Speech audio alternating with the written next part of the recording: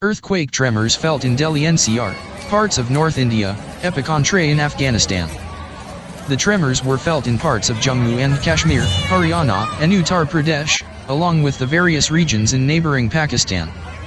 Strong earthquake was reported in Delhi and the adjoining National Capital Region, NCR, late on September 21. The tremors were felt in the neighbouring cities of western Uttar Pradesh. The earthquake's magnitude is 6.5, and its epicentre is Afghanistan's Jurm, according to the United States Geological Survey, USGS. The tremors erupted at a depth of 187.6 kilometers, it noted.